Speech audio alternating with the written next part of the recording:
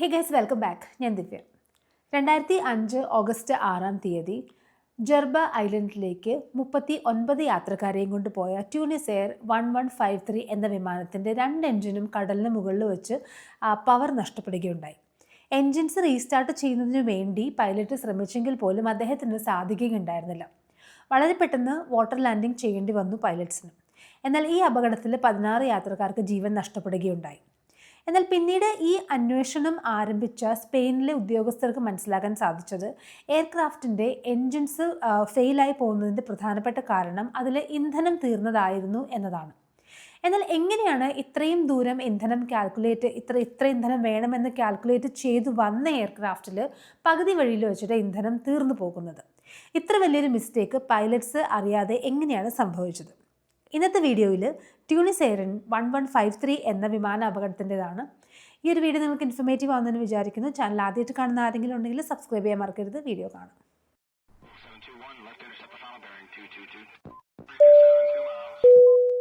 ട്യൂണിസ് air ട്യൂണീഷ്യയ്ക്ക് അകത്ത് operate ചെയ്യുന്ന ഒരു റീജിയണൽ എയർലൈനാണ്. എങ്കിൽ പോലും ഇവർ തൊട്ടടുത്ത് കിടക്കുന്ന രാജ്യങ്ങളായ മാൾട്ട, ഫ്രാൻസ്, ഇറ്റലി എന്നീ രാജ്യങ്ങളിലേക്കും ഓപ്പറേറ്റ് ചെയ്യുന്നുണ്ട്. 1991 പ്രവർത്തനം ആരംഭിച്ച ട്യൂണിസ് എയർ ATR വിമാനങ്ങളാണ് കൂടുതലും ഓപ്പറേറ്റ് ചെയ്യുന്നത്. ATR 72, ATR 42 എന്നീ വേരിയൻസ് ആണ് അവർ ഉപയോഗിക്കുന്നത്. ATR 72 70 സീറ്റിങ്ങും അതുപോലെ ATR 42 40 സീറ്റിങ്ങുമാണ് അവർ യൂസ് ചെയ്യുന്നത്. ഈ ഒരേ ടൈപ്പ് വേരിയൻ്റ് എയർക്രാഫ്റ്റ് യൂസ് ചെയ്യുന്നത് കൊണ്ട് തന്നെ പൈലറ്റ്സിന് വളരെ മിനിമം ട്രെയിനിങ് കൊണ്ട് മാത്രം 2 എയർക്രാഫ്റ്റും ഫ്ലൈ ചെയ്യാൻ സാധിക്കും. അതുമാത്രമല്ല എൻജിനീയറിംഗ്, മെയിൻ്റനൻസ് കോസ്റ്റ് അതെല്ലാം തന്നെ അവർക്ക് മാനേജ് ചെയ്യാൻ സാധിക്കുകയും ചെയ്യും. താരതമ്യേന വളരെ ചെറിയൊരു എയർലൈനാണ് ട്യൂണിസ് എയർ. ഈ ആക്സിഡൻറ്റ് നടക്കുന്നതിന് ഒരു ദിവസം മുൻപ് ഈ എയർക്രാഫ്റ്റ് ഫ്ലൈ ചെയ്തത് വളരെ എക്സ്പീരിയൻസ് ഉള്ളൊരു ക്യാപ്റ്റനായിരുന്നു. അദ്ദേഹം ഈ എയർക്രാഫ്റ്റ് ഫ്ലൈ ചെയ്യുന്ന സമയത്ത് ഒരു കാര്യം ഒബ്സർവ് ചെയ്തു. എയർക്രാഫ്റ്റിൻ്റെ ഫ്യൂവൽ ക്വാണ്ടിറ്റി കാണിക്കുന്ന ഇൻഡിക്കേറ്ററിൽ ചില ലൈറ്റ്സ് വർക്ക് ചെയ്യുന്നില്ല. അതുകൊണ്ട് തന്നെ അദ്ദേഹത്തിന് വലതുവശത്തെ ടാങ്കിൽ എത്ര ഫ്യൂവൽ ഉണ്ട് എന്ന് മനസ്സിലാക്കാനും സാധിക്കുന്നുണ്ടായിരുന്നില്ല. ഇത് ലാൻഡ് ചെയ്ത് കഴിഞ്ഞ ഉടനെ തന്നെ അദ്ദേഹം ലോഗ് ബുക്കിൽ കുറിച്ചു വയ്ക്കുകയും അത് എൻജിനീയേഴ്സിന് റെക്ടിഫൈ ചെയ്യാൻ വേണ്ടി പറയുകയും ചെയ്തു. വെർബലായിട്ട് അദ്ദേഹം പറയുകയും ചെയ്തു. അങ്ങനെ ഇത് റെക്ടിഫൈ ചെയ്യാൻ വേണ്ടി ആദ്യത്തെ ഷിഫ്റ്റിൽ ഒരു എൻജിനീയർ വരികയുണ്ടായി. ഈ എയർക്രാഫ്റ്റ് ATR 72 ആണ്. അങ്ങനെ എയർക്രാഫ്റ്റിൽ അദ്ദേഹം പാർട്സ് ചേഞ്ച് ചെയ്യാം എന്ന് നോക്കിയിട്ട് കമ്പ്യൂട്ടറിൽ അദ്ദേഹം ഇതിൻ്റെ പാർട്സ് സെർച്ച് ചെയ്യാൻ തുടങ്ങി. അങ്ങനെ സെർച്ച് ചെയ്ത സമയത്ത് ATR 72ൻ്റെ പാർട്ട് അദ്ദേഹത്തിന് ലഭിക്കുകയുണ്ടായിരുന്നില്ല. എന്നാൽ ഈ പാർട്ട് മാറ്റിയെങ്കിൽ മാത്രമാണ് എയർക്രാഫ്റ്റിന് തിരിച്ചുള്ള ഫ്ലൈറ്റ്സിന് ഫ്ലൈ ചെയ്യാൻ സാധിക്കുകയുള്ളൂ. അങ്ങനെ അദ്ദേഹം കമ്പ്യൂട്ടറിൽ സെർച്ച് ചെയ്യുന്ന സമയത്ത് ATR 42ൻ്റെ അതുപോലെയുള്ളൊരു ഫ്യൂവൽ ക്വാണ്ടിറ്റി ഇൻഡിക്കേറ്ററിൻ്റെ പാർട്ട് അദ്ദേഹത്തിന് മാച്ചായിട്ട് ലഭിക്കുകയുണ്ടായി.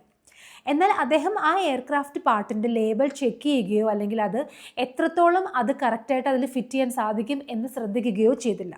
അതിന് പകരം ഈ ഒരു മാച്ചായിട്ടുള്ള പാർട്ട് ലഭിച്ച ഉടനെ തന്നെ അദ്ദേഹം അത് റിമൂവ് ചെയ്ത് എടുത്തു വയ്ക്കുകയും അടുത്ത ഷിഫ്റ്റിൽ വരുന്ന എൻജിനീയറിനോട് അത് ഫിക്സ് ചെയ്യാൻ വേണ്ടി പറയുകയും ചെയ്തു. അങ്ങനെ അടുത്ത ഷിഫ്റ്റിൽ വന്ന എൻജിനീയർ ഈ പാർട്ട് ATR 72ലേക്ക് ഫിക്സ് ചെയ്യുകയും ചെയ്തു. ATR 42ൻ്റെ പാർട്ടാണെങ്കിൽ പോലും ATR 72ൽ അത് കറക്റ്റായിട്ട് ഫിറ്റ് ആവുകയുണ്ടായി. എന്നാൽ അത് ഫിറ്റ് ആയതിനു ശേഷം അത് ക്രോസ് ചെക്ക് ചെയ്യാൻ വേണ്ടിയൊന്നും എൻജിനീയർ ശ്രമിച്ചില്ല. അതിനുശേഷം എയർക്രാഫ്റ്റിൽ ഉണ്ടായിരുന്ന ആ ലോഗ് ബുക്കിലെ എൻട്രി അദ്ദേഹം ക്ലിയർ ചെയ്യുകയും എയർക്രാഫ്റ്റ് ഫ്ലൈ ചെയ്യാൻ വേണ്ടി ക്ലിയറൻസ് കൊടുക്കുകയും ചെയ്തു. അങ്ങനെ എയർക്രാഫ്റ്റ് ഡിപ്പാർച്ചറിന് വേണ്ടി റെഡിയായി. കോക്പിറ്റിൽ അന്ന് ട്രാവൽ ചെയ്യുന്നത് ക്യാപ്റ്റനും ഫസ്റ്റ് ഓഫീസറും അദ്ദേഹത്തിൻ്റെ കൂടെ ഒരു മെയിൻ്റനൻസ് എൻജിനീയറുമാണ്. കൂടാതെ 2 ക്രൂ മെമ്പേഴ്സും എയർക്രാഫ്റ്റിലുണ്ട്. പാസഞ്ചേഴ്സ് ഒന്നുമില്ല, കാരണം ഇതൊരു ഫെറി എയർക്രാഫ്റ്റ് ആണ്, അല്ലെങ്കിൽ ഫെറി ഫ്ലൈറ്റ് ആണ്. പാസഞ്ചേഴ്സിനെ ഇല്ലാതെയാണ് എയർക്രാഫ്റ്റ് ഫ്ലൈ ചെയ്യുന്നത്. ബാരി എന്ന ഡെസ്റ്റിനേഷനിൽ ലാൻഡ് ചെയ്തതിനു ശേഷം അവിടെ നിന്നും യാത്രക്കാരെ ബോർഡ് ചെയ്തുകൊണ്ട് ജർബ ഐലൻഡിലേക്ക് പോവുക എന്നതാണ് ഈ എയർക്രാഫ്റ്റിൻ്റെ സ്കെഡ്യൂൾ. ഈ എയർക്രാഫ്റ്റിൽ ഈ ബാരിയിലേക്ക് പോകുന്നതിന് വേണ്ടിയിട്ട് 3800 കിലോഗ്രാം ഫ്യൂവൽ ആവശ്യമാണ്. ക്യാപ്റ്റൻ എയർക്രാഫ്റ്റ് ബോർഡ് ചെയ്യുന്ന സമയത്ത് 3100 കിലോഗ്രാം ഫ്യൂവൽ ഈ എയർക്രാഫ്റ്റിൽ ഓൾറെഡി കാണിക്കുന്നുണ്ട്. അങ്ങനെ 700 കിലോഗ്രാം ഫ്യൂവൽ കൂടെ അദ്ദേഹത്തിന് വേണം കാൽക്കുലേറ്റ് ചെയ്ത് അനുസരിച്ചിട്ട്. അദ്ദേഹം ഉടനെ തന്നെ റാം സൂപ്പർവൈസറെ വിളിക്കുകയും 700 കിലോഗ്രാം ഫ്യൂവലിംഗ് ചെയ്യാൻ വേണ്ടിയിട്ട് അദ്ദേഹത്തിനോട് പറയുകയും ചെയ്തു. അങ്ങനെ എഞ്ചിനീയർ വന്നു 700 കിലോഗ്രാം ഫ്യൂവൽ എയർക്രാഫ്റ്റ് നിറയ്ക്കുന്നതിന് വേണ്ടിയിട്ട് റീഫ്യൂവൽ ചെയ്യാൻ തുടങ്ങി. ഏകദേശം 456 കിലോഗ്രാം ഫ്യൂവൽ ചെയ്ത് കഴിഞ്ഞപ്പോഴേക്കും ഈ എയർക്രാഫ്റ്റിൽ 700 കിലോഗ്രാം ഫ്യൂവൽ ആയി എന്ന് ഇൻഡിക്കേറ്റർ കാണിക്കുകയുണ്ടായി. ഉടനെ തന്നെ ഫ്യൂവലിംഗ് നിർത്തുകയും ഫ്യൂവൽ ചെയ്തതിന് ശേഷമുള്ള ഫ്യൂവലിംഗ് സ്ലിപ്പ് ഈ ക്യാപ്റ്റന് കൊടുക്കുകയും ചെയ്തു. ക്യാപ്റ്റൻ ഈ ഒരു സ്ലിപ്പ് ക്രോസ് ചെക്ക് ചെയ്തില്ല.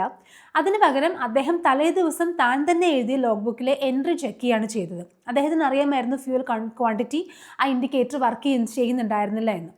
അങ്ങനെ അദ്ദേഹം അതിൽ നോക്കിയ സമയത്ത് 3100 കിലോഗ്രാം ഫ്യൂവൽ താൻ എയർക്രാഫ്റ്റ് വന്നപ്പോൾ തന്നെ ഉണ്ടെന്ന് അദ്ദേഹത്തിന് മനസ്സിലായിരുന്നു. എന്നാൽ ഈ എയർക്രാഫ്റ്റ് എപ്പോഴാണ് റീഫ്യൂവൽ ചെയ്തത് എന്ന് അദ്ദേഹത്തിന് മനസ്സിലായില്ല. അദ്ദേഹം കരുതിയത് താൻ വരുന്നതിന് മുൻപ് ചിലപ്പോൾ എയർക്രാഫ്റ്റ് റീഫ്യൂവൽ ചെയ്തിട്ടുണ്ടാവാം എന്നാണ്. അങ്ങനെയാണെങ്കിൽ അതിൻ്റെ സ്ലിപ്പും കോക്പിറ്റിൽ തന്നെ ഉണ്ടാവണം, അല്ലെങ്കിൽ അദ്ദേഹത്തിന് അത് ആരെങ്കിലും കൊടുക്കണം.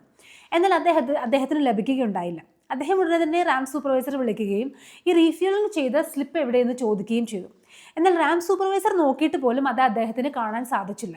അദ്ദേഹം പറഞ്ഞു, ക്യാപ്റ്റൻ, താങ്കൾ എന്തായാലും ടേക്ക് ഓഫിന് വേണ്ടി റെഡി ആയിക്കോളൂ. താങ്കൾ തിരിച്ച് ലാൻഡ് ചെയ്യുന്ന സമയത്ത് ഈ സ്ലിപ്പ് ഞാൻ എടുത്ത് വെച്ചിരിക്കാം. അത് ഏതെങ്കിലും ഓഫീസിലായി പോയതായിരിക്കും, ഇപ്പോൾ എനിക്ക് നോക്കാൻ സമയമില്ല എന്ന മറുപടിയാണ് അദ്ദേഹം നൽകിയത്. എന്നാൽ അത് ഈ റൂളിന് എഗെയിൻസ്റ്റാണ്. ആ ഒരു സ്ലിപ്പ് കണ്ടെങ്കിൽ മാത്രമാണ് ക്യാപ്റ്റന് അത് കറക്റ്റ് ഫ്യൂവൽ ആ എയർക്രാഫ്റ്റിലുണ്ടോ എന്ന് ക്രോസ് ചെക്ക് ചെയ്യാൻ പറ്റുള്ളൂ. എന്നാൽ ആ സ്ലിപ്പ് അദ്ദേഹത്തിന് ലഭിച്ചില്ല. അദ്ദേഹം ക്രോസ് ചെക്ക് ചെയ്തില്ല. അതിന് പകരം ഈ ഒരു പ്രോമിസ് കേട്ടുകൊണ്ട് തന്നെ അദ്ദേഹം എയർക്രാഫ്റ്റ് ടേക്ക് ഓഫ് ചെയ്യാൻ വേണ്ടി റെഡി ആവുകയാണ് ചെയ്തത്. അങ്ങനെ പുഷ് ബാക്ക് ചെയ്ത എയർക്രാഫ്റ്റ് ടേക്ക് ഓഫ് ചെയ്യുകയും വലിയ പ്രശ്നങ്ങളൊന്നും ഇല്ലാതെ തന്നെ ബാരിയിൽ ലാൻഡ് ചെയ്യുകയും ചെയ്തു. ഞാൻ ആദ്യം പറഞ്ഞതുപോലെ ഫെറി ഫ്ലൈറ്റ് ആണ്. ബാരിയിൽ ലാൻഡ് ചെയ്ത ഉടനെ തന്നെ അവിടെ നിന്നും പാസഞ്ചേഴ്സ് ബോർഡ് ചെയ്യാൻ തുടങ്ങി. 39 പാസഞ്ചേഴ്സാണ് അന്നത്തെ എയർക്രാഫ്റ്റിൽ ഫ്ലൈ ചെയ്യുന്നത്. ലാൻഡ് ചെയ്തതിന് ശേഷം പിന്നീട് ഫ്യൂവൽ ക്വാണ്ടിറ്റി പരിശോധിച്ച ക്യാപ്റ്റന് കൺഫ്യൂഷൻ ഉണ്ടായി. കാരണം 1100 കിലോ ഫ്യൂവൽ കൺസ്യൂം ചെയ്യേണ്ട സമയത്ത് 1500 കിലോ കൺസ്യൂം ചെയ്തിരിക്കുന്നു. അതുകൊണ്ട് തന്നെ 400 കിലോ എക്സ്ട്രാ ഫ്യൂവൽ ആഡ് ചെയ്യാൻ വേണ്ടിയിട്ട് ക്യാപ്റ്റൻ നിർദ്ദേശിക്കുകയുണ്ടായി. ക്യാപ്റ്റൻ ഈ സമയത്തും ഫ്യൂവലിൻ്റെ യൂസ്ഡ് ഇൻഡിക്കേറ്റർ, അതൊരു ബാക്കപ്പ് ഇൻസ്ട്രുമെൻ്റ് ആണ്, അത് ചെക്ക് ചെയ്യുകയുണ്ടായിരുന്നില്ല. അത് ചെക്ക് ചെയ്തിരുന്നെങ്കിൽ ക്യാപ്റ്റന് എത്ര ഫ്യൂവൽ യൂസ് ചെയ്തു എന്ന് കറക്റ്റായിട്ട് മനസ്സിലാക്കാൻ സാധിക്കുമായിരുന്നു.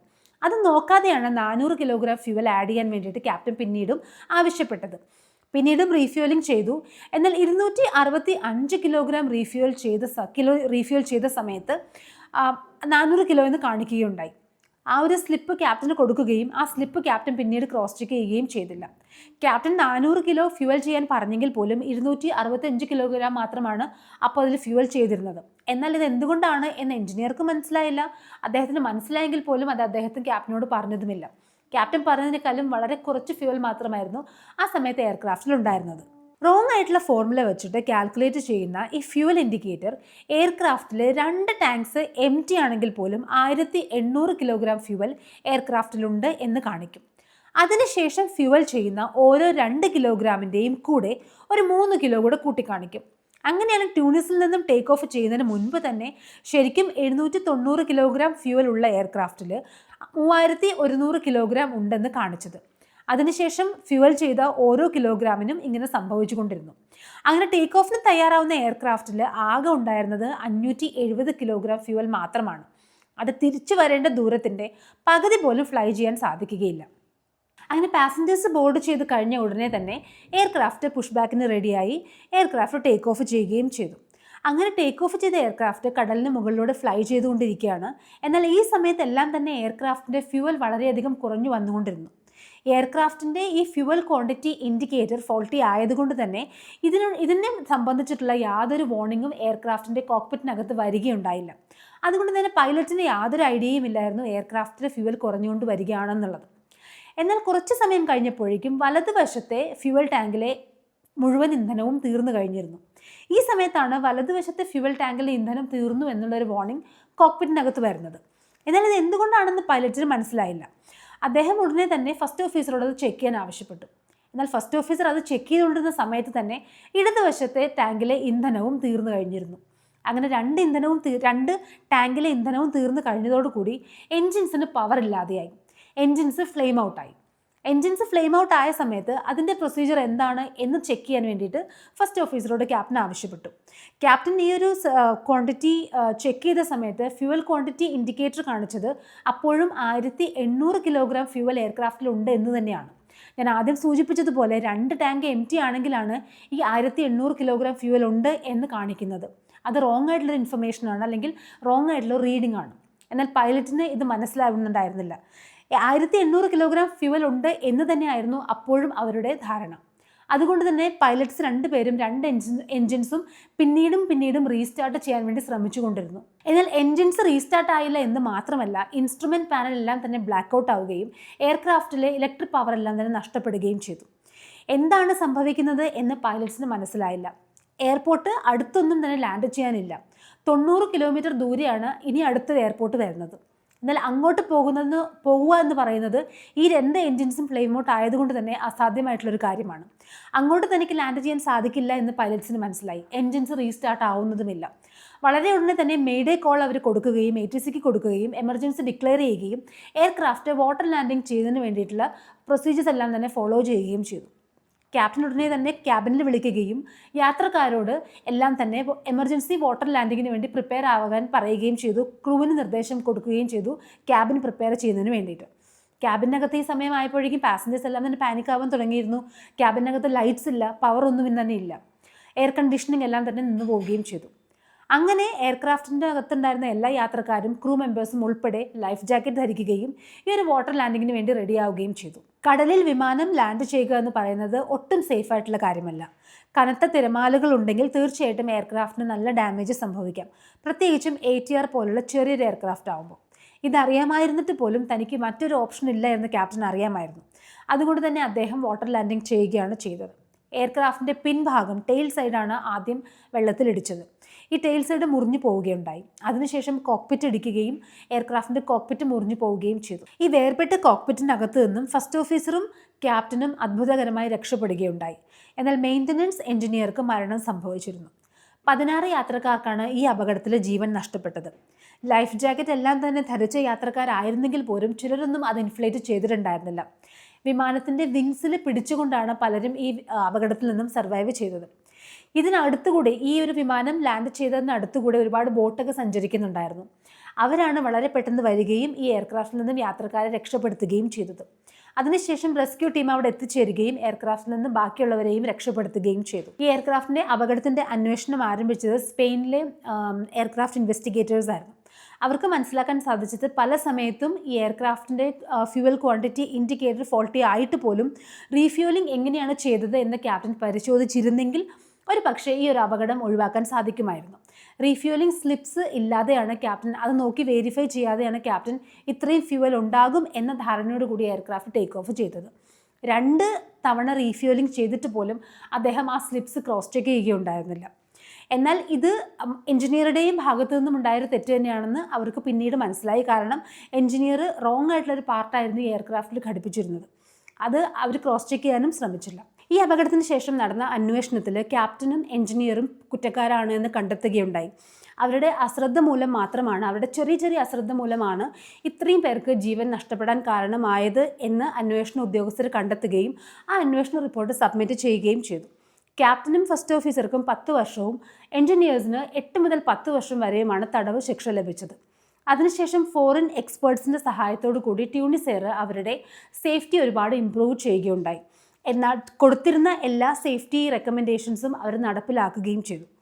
ഇപ്പോൾ വളരെ സേഫായിട്ട് ഫ്ലൈ ചെയ്യുന്ന ഒരു എയർലൈൻ തന്നെയാണ് ട്യൂണിസെയർ. അപ്പോൾ ഇതായിരുന്നു ട്യൂണിസെയർ 1153 എന്ന എയർക്രാഫ്റ്റിൻ്റെ അപകടത്തിൻ്റെ കാരണം. ക്യാപ്റ്റൻ്റെയും എഞ്ചിനീയറുടെയും അതുപോലെ തന്നെ എയർക്രാഫ്റ്റിൻ്റെ ടെക്നീഷ്യൻ്റെയും കയ്യിൽ നിന്നുണ്ടായ അശ്രദ്ധ മൂലമാണ് 16 പേരുടെ ജീവൻ നഷ്ടപ്പെടാനിടയായ ഈ ഒരു അപകടം സംഭവിച്ചത്. ഈ ഒരു വീഡിയോ നിങ്ങൾക്ക് ഇൻഫർമേറ്റീവ് ആണെന്ന് വിചാരിക്കുന്നു. ചാനൽ ആദ്യമായിട്ട് കാണുന്ന ആരെങ്കിലും ഉണ്ടെങ്കിൽ സബ്സ്ക്രൈബ് ചെയ്യാൻ മറക്കരുത്. താങ്ക്